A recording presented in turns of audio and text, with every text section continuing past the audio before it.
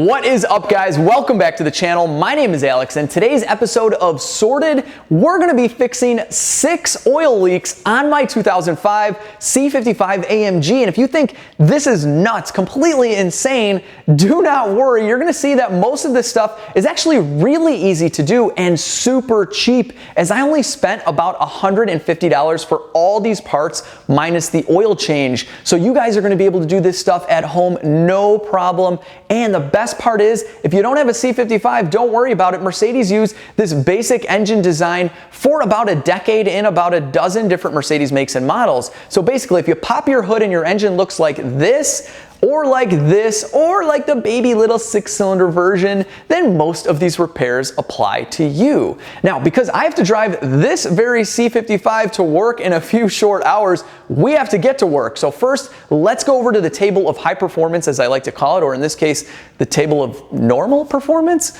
and take a look at all the parts that we're gonna be replacing in today's video. Welcome to the table of normal performance. Let's take a look at what we're replacing today. We have 2 Mercedes-Benz valve cover gaskets, and then we have a breather chamber reseal kit. And guys, you know I love FCP Euro because they have a lifetime warranty, but along with that, they're super organized and they put together nice little kits like this that save me a ton of time of having to research part numbers and whatnot. So they put together a breather chamber reseal kit. They sell this on their site. It includes all the screws for the breather chambers, all the little connectors, all the breather hoses, and the proper sealant. So this is only about 45 bucks and saves you a lot of time from having to research different part numbers. So I love that. Moving along, we have the oil cooler seals. As you'll remember from the video I made of everything that's wrong with this car, those are leaking. And then these are 2 items I'll be doing just because we're in there. They leak sometimes on these engines, and I just want to show you how to do it. And that is the oil filter housing seal, and there's a pressure port on the timing cover, and that's the seal for that. So these 2 are not actually leaking right now. And then we have the dipstick tube seal that you remember from the last video is leaking. And this is where we need to pause the video for a minute. I didn't end up replacing the oil dipstick tube grommet, but I did fix that leak. Now, as you can imagine, when you're filming a video where you're fixing 6 different oil leaks, the video has to be filmed in a specific order, and at a certain point, you get to a point of no return where you can't go back and redo footage. Now, this will all make sense to you in a few short minutes, so right after you see my E55 sitting on some Mickey Thompson drag radials, I'll explain it all. We have 1, 2, 3, 4, 5, 6 oil leak repairs, and we're going to top it off with some Liqui Moly 540 synthetic oil and a man filter. So let's get going. We're going to rip these valve covers off first. All right, guys, with my official Mercedes-Benz fender covers in place, we are ready to get started. First things first, we want to get these valve covers and the upper breather chambers off and in the parts washer to soak while we do all the other repairs. Now, in no way, shape, or form do you need to take the valve cover off to reseal the upper breather chamber, but in this case, I just want to show you guys how to do a valve cover gasket. So we're going to be taking off the entire valve cover. First thing, you got to take off the connectors from each ignition coil pack. After that, we're going to remove the T30 screws that hold each coil pack in, and then you're going to gently pry off the ignition wire from the spark plug. This is an excellent time to replace your spark plugs, although I'll be leaving them for a future video on the ultimate Mercedes-Benz tune-up. So with the coil packs completely out of the way, you can remove the screws for the breather chamber with all of them out. Then you just need to gently pry using a little pry bar or even a flathead screwdriver on the breather chamber. Be gentle here and it'll come right off. With that off, then we're going to take out all the perimeter bolts for the valve cover, and that will pop right off as soon as you get the last bolt. Guys, check out how mint this engine is with the valve cover. We can see that everything is like perfectly clean. This guy really kept up on his oil changes. So with the valve cover off, we can just rip the old gasket off like so and get rid of it. That's garbage. Check out the inside of the valve cover. It's like perfect. And guys, I just want to show you how I clean these. I took an old screwdriver, believe it or not, and I just ground out the middle there of the flat end. And all I do is I simply go like this. And this stuff comes right off, all this old sealant on here. that is leaking oil all over the place. It comes right off. And then we're going to dunk it into the parts washer. And guys, check this out. This is new. It's called a Black Widow. I'll put a link down below. This is only $130. I'll do a full review on this, including what kind of cleaning solvent I use as well. But pretty neat. I can't have a sink in Chicago in my garage, so this will do quite well. So we're going to clean off as much of the sealant as possible, and then we're going to let everything soak in here while we move on to the other repairs.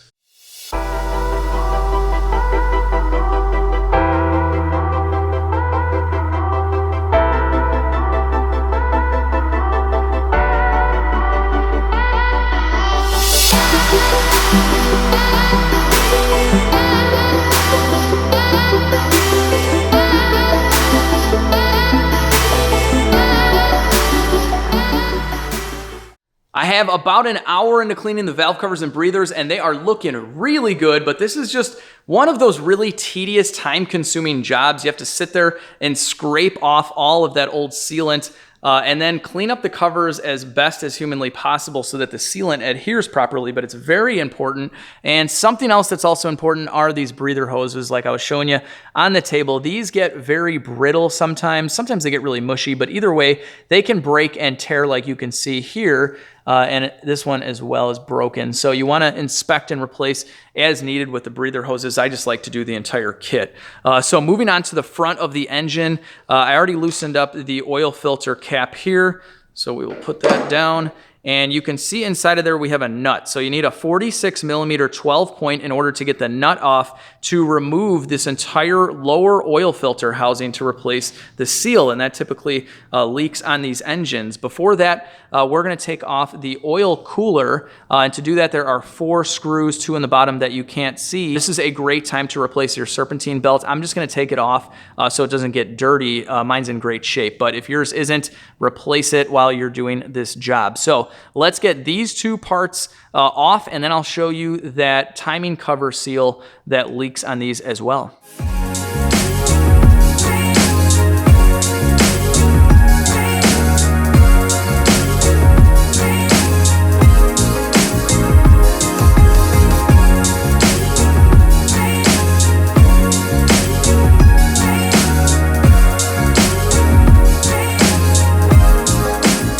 With everything loosened up, we can simply just pop off this lower oil filter housing, and bam, you got a couple oil seals right here for the oil cooler. Now, you don't have to remove this entire contraption to replace these 2 seals, but to be honest with you, you're literally 1 nut away from removing this, cleaning it up really nicely, making the job of replacing the 2 seals easier, and most importantly, you get to replace this lower seal here that can typically leak, and that's only a couple dollars. So while you're in here, why not?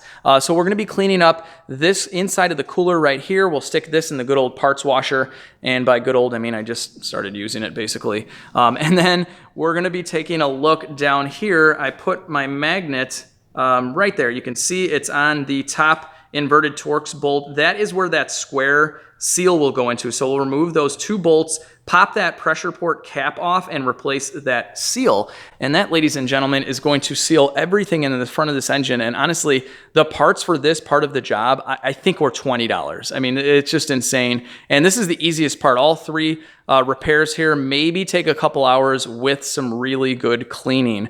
So guys, this is something you should definitely be doing at home and saving yourself hundreds, if not thousands, compared to what they would charge you somewhere else to make these repairs. So let's go do that. We'll clean everything up, replace the seals, and then we're moving on to that guy right there. Check this out, guys. I'm seriously stepping up my parts washing game. This thing is perfect and ready for some new seals. And this is that front timing cover pressure port I was talking about. You can actually buy this entire thing for like $8, but I just cleaned this up really well and replaced the copper washer, and we're good to go. What I wanted to show you here, guys, is that I like to put a little bit of lubricant on these types of seals before they get installed. I'm using some old Mercedes stuff I had left over from my dealership days, but you guys can use something like white lithium grease on these seals, and I'll list a few products down below that you can use. But just a light coating right on the rubber seals, and you pop them right in, and now these 2 parts are ready to get put back on the C55 engine.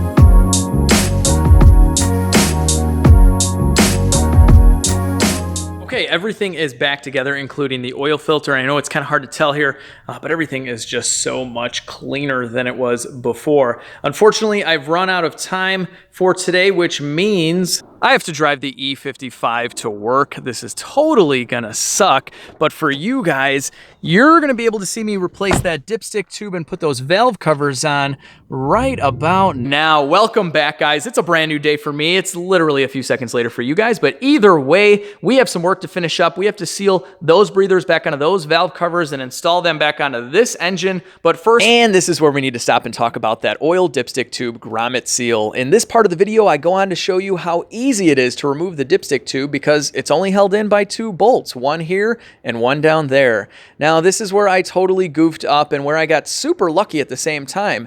After loosening up the dipstick tube, I realized it wouldn't come all the way out of the oil pan, which is needed to install the new grommet.